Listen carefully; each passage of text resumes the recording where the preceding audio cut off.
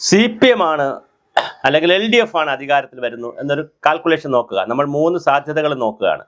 UDF വരുന്നതെങ്കിൽ 85 സീറ്റിനകത്തുള്ള സാധ്യത പറഞ്ഞു. ഇനി LDF ആണ് വരാൻ സാധ്യതയുള്ളതെങ്കിൽ 70നും 75 സീറ്റിനും ഇടയ്ക്ക് വരാം.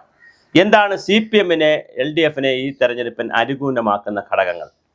പ്രതികൂല ഘടകങ്ങൾ നിൽക്കട്ടെ, ആൻറ്റി ഇൻകംബൻസ് ഒരു വശത്ത് നിൽക്കട്ടെ, പിണറായിയോടുള്ള വിരുദ്ധത, പിണറായിയുടെ സ്വഭാവത്തിലുള്ള പ്രശ്നങ്ങൾ, പിണറായിയുടെ അപ്രോച്ചിലുള്ള കടക്ക് പുറത്ത് വീട്ടിൽ പോയി ചോദ്യം, ഇങ്ങനെയൊക്കെയുള്ള ഒരേ പ്രശ്നങ്ങളിൽ ജനങ്ങൾക്ക് എതിർപ്പുണ്ട്. വൈകാരികമായ ഒരുപാട് വിഷയങ്ങളിൽ ജനങ്ങൾക്ക് എതിർപ്പുണ്ട്. അതെല്ലാം മാറ്റിവെച്ചാൽ CPMന് അനുകൂലമായി വരുന്ന ഘടകങ്ങൾ എന്തൊക്കെയെന്നൊന്ന് പരിശോധിക്കേണ്ടതുണ്ട്. ഒന്നാമത്തെ ഘടകം, ആൻറ്റി ഇൻകംബൻസ് ഉണ്ട് എന്ന് പറയുമ്പോഴും മണ്ഡലങ്ങളിൽ അത് കൃത്യമായി പ്രതിഫലിക്കുന്നില്ല. കാരണം MLA മാർ 99ഓളം MLA മാരിൽ മഹാഭൂരിപക്ഷ MLA മാരും മണ്ഡലത്തിൽ പ്രിയപ്പെട്ടവരാണ്. അവർ കിഫ്ബി വഴിയും MLA ഫണ്ട് 5 കോടി വഴിയും പല രൂപത്തിൽ ഒരുപാട് നിർമ്മാണ പ്രവർത്തനങ്ങളും അടിസ്ഥാന സൗകര്യവും സ്കൂളും സംവിധാനങ്ങളും റോഡും ഒക്കെ ചെയ്തിട്ടുണ്ട്. അതുകൊണ്ട് തന്നെ വളരെ വലിയ വികസന വിരുദ്ധത ഒന്നും ചെയ്യാത്ത MLA എന്നുള്ള പേര് ഈ 99 പേർക്കും ഇല്ല എന്നുള്ളത് CPMന് അനുകൂലമായ ഒരു ഘടകമാണ്. രണ്ടാമത്, 2 പ്രാവശ്യമോ 3 പ്രാവശ്യമോ ആയാലും കുഴപ്പമില്ല, നിലവിലുള്ള MLA ആരാണോ അവർ തന്നെ മത്സരിക്കട്ടെ എന്ന് പറഞ്ഞത് CPMന് വലിയൊരു അപ്പർ ഹാൻഡ് കിട്ടിയിട്ടുണ്ട്.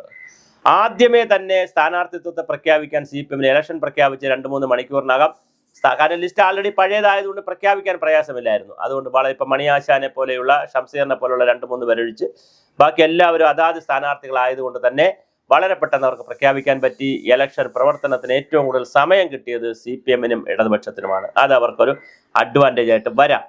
പിന്നെ UDF എങ്ങനെയാണോ ജാതി പ്രയോഗിച്ചിട്ടുള്ളത്, അല്ലെങ്കിൽ BJP എങ്ങനെയാണോ പ്രയോഗിക്കുന്നത്, മറ്റുള്ളവർ അല്ലെങ്കിൽ ലീഗും എല്ലാ പാർട്ടികളും ഉപയോഗിക്കുന്ന ജാതി സമവാക്യങ്ങൾക്കപ്പുറം വളരെ വലിയ തോതിലുള്ള ജാതി സമവാക്യങ്ങളാണ് CPM ഇപ്രാവശ്യം പ്രയോഗിച്ചത്. SDPI പരസ്യമായിട്ട് 3000 മുതൽ 15000 വരെ വോട്ട് ഓരോ മണ്ഡലത്തിലും SDPIക്ക് ഉണ്ട്. ഏറ്റവും കുറഞ്ഞൊരു 3000 വോട്ടെങ്കിലും SDPIക്ക് ഉള്ള മണ്ഡലങ്ങളാണ് കൂടുതലും. അത് കഴിഞ്ഞ് 4000 വോട്ട്, 5000 വോട്ട്, ഇങ്ങനെ ഒരു 10, 14,000, 15,000 വോട്ട് വരെയുള്ള മണ്ഡലങ്ങളുണ്ട്. ഈ മണ്ഡലങ്ങൾ എടുത്തു കഴിഞ്ഞാൽ SDPIയുടെ വോട്ട് സമ്പൂർണമായും LDFനാണ് കൂടുതൽ മണ്ഡലങ്ങളും കിട്ടിയിരിക്കുന്നത്. അതുപോലെ തന്നെ PDPയുടെ വോട്ടും LDFനാണ് കിട്ടിയിരിക്കുന്നത്. അത് രണ്ടും LDFന് വലിയ കൺസോൾട്ടേഷൻ നടന്നിട്ടുണ്ട്. അതുപോലെ തന്നെ NSSന് ഇഷ്ടമുള്ളതുപോലെ ചെയ്യാമെന്ന് സുകുമാരൻ നായർ പറഞ്ഞതിൻ്റെ അടിസ്ഥാനത്തിൽ പലയിടങ്ങളിലും NSSൻ്റെ ആളുകൾ ഇറങ്ങി CPMന് വോട്ട് പിടിച്ചിട്ടുണ്ട്. നേരിട്ടിറങ്ങി NSS എന്ന ലേബലിൽ തന്നെ ഇറങ്ങി, കരയോഗം ലേബലിൽ തന്നെ ഇറങ്ങി കരയോഗത്തിൻ്റെ ആളുകളെ പോയി കണ്ട് CPMന് വേണ്ടി വോട്ട് പിടിച്ചിട്ടുണ്ട്. ചില മണ്ഡലങ്ങളിലെങ്കിലും BJPയുമായി അണ്ടർസ്റ്റാൻഡിങ് വന്നിട്ടുണ്ട്. ലാസ്റ്റ് ലാപ്പിൽ മുസ്ലിം കൺസോൾട്ടേഷൻ അപ്പുറത്ത് പിന്നെ UDFന് ഉണ്ടാവുന്നു എന്ന് മനസ്സിലാക്കി ഹിന്ദുക്കളുടെ ഇടയിൽ, പ്രത്യേകിച്ച് ഈഴവരുടെയും നായന്മാരുടെയും ഒക്കെ ഇടയിൽ പോയി കുത്തിത്തിരിപ്പുണ്ടാക്കി അവരെ CPMലേക്ക് കൊണ്ടുവന്നിട്ടുണ്ട്. അപ്പോൾ ഇങ്ങനെ ഒരുപാട് അനുകൂല ഘടകങ്ങളുണ്ട്. പിന്നെ സാധാരണ മനുഷ്യരെ സംബന്ധിച്ചിടത്തോളം അവർക്ക് 2 മാസത്തെ പെൻഷൻ തുക 4000 രൂപ ഒന്നിച്ച് കിട്ടി. 10-65 ലക്ഷം ആളുകളുടെ അക്കൗണ്ടിലേക്ക് ഒന്നിച്ച് 4000 രൂപ വന്നു. അപ്പോൾ അവർ നിശബ്ദമായി വോട്ട് ചെയ്തിട്ടുണ്ടെങ്കിൽ തീർച്ചയായിട്ടും CPMന് അനുകൂലമാവും. അങ്ങനെ ഒരു 10-75 സീറ്റുകൾ CPMന് കിട്ടി അധികാരത്തിൽ വന്നാലും അത്ഭുതമില്ല.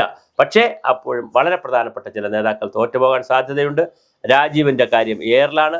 വീണ ജോർജ് തോറ്റുപോകാൻ സാധ്യതയുണ്ട്. അതുപോലെ തന്നെ MP രാജേഷിൻ്റെ കാര്യത്തിലും വലിയ പ്രശ്നമാണ്. അങ്ങനെ പല മണ്ഡലങ്ങളിലും, മന്ത്രിമാരുടെ മണ്ഡലങ്ങളിൽ പോലും പ്രശ്നങ്ങളുള്ള ഒരു കാഴ്ചയും നമ്മൾ കാണുന്നുണ്ട്. പക്ഷെ അപ്പോഴും 75 ± കൂടിയോ കുറഞ്ഞോ 75ൻ്റെ റൗണ്ട് ചെയ്ത് CPM വരാനുള്ള സാധ്യത ആണ്. അവർ വരികയാണെങ്കിൽ, ഞാൻ പറഞ്ഞല്ലോ 3 മുന്നണികളുടെയും സാധ്യതകളാണ് നമ്മൾ വിലയിരുത്തുന്നത്. ആര് വരും എന്നുള്ളത് ജനം തീരുമാനിക്കട്ടെ. പക്ഷേ CPM ആണ് വരുന്നതെങ്കിൽ, LDF മുന്നണിയാണെങ്കിൽ 75 സീറ്റിനകത്തുള്ളൊരു കളിയും, UDF ആണെങ്കിൽ നമ്മൾ വേറെ വീഡിയോ ചെയ്തിട്ടുണ്ട്. അതുപോലെ BJP ആണെങ്കിൽ BJPക്ക് എത്ര സീറ്റ് കിട്ടുമെന്നുള്ളത് നമ്മൾ നോക്കിയിട്ടുണ്ട്. ഇതാണ് ഇതിൻ്റെ ഒരു പശ്ചാത്തലം. BJP നല്ല സീറ്റ് പിടിച്ചാൽ, 8-9 സീറ്റ് പിടിച്ചാൽ ചിലപ്പോൾ തൂക്കസഭയിലേക്ക് പോകാം. അല്ല തിരിച്ചാണ് സംഭവിക്കുന്നതെങ്കിൽ തീർച്ചയായും വലിയ തോതിൽ CPMന് അനുകൂലമായ ഒരു കാര്യമുണ്ട്. പിണറായിക്കെതിരെയുള്ള ആ ഒരു ആൻറ്റി ഇൻകംബൻസ് MLA-മാർക്ക് എതിരെ ഇല്ലാതിരുന്നാൽ, അവർ നടത്തിയ പ്രവർത്തനങ്ങളെ കൂടി കണ്ടാൽ തീർച്ചയായിട്ടും LDFന് അധികാരത്തിൽ വരാനുള്ള, ഞാൻ ഈ പറഞ്ഞ കണ്ടീഷൻസ് വെച്ചിട്ടാണെങ്കിൽ LDFന് അധികാരത്തിൽ വരാനുള്ള സാധ്യതയും നമുക്ക് എഴുതി തള്ളാൻ കഴിയില്ല. അതുകൊണ്ടാണ് ഓരോ ചാനലുകൾ എടുക്കുമ്പോഴും ഓരോ പത്രം എടുക്കുമ്പോഴും ചിലർ UDF പറയുന്നു, ചിലർ LDF പറയുന്ന കാരണം ഇതാണ്.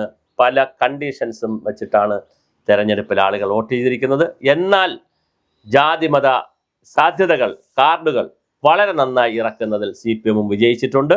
ആ വിജയിച്ചതിൻ്റെ ഫലം റിസൾട്ടായി വോട്ടിൻ്റെ കാൻഡിഡേറ്റിൻ്റെ എണ്ണത്തിലേക്ക് സ്ഥാനാർത്ഥികൾ ജയിക്കുന്ന നിലയിലേക്ക് വരുമോ എന്നുള്ളത് നമുക്ക് മെയ് മാസം 4-ാം തീയതി ഏകദേശം ഈ സമയമാകുമ്പോൾ അറിയാൻ കഴിയും.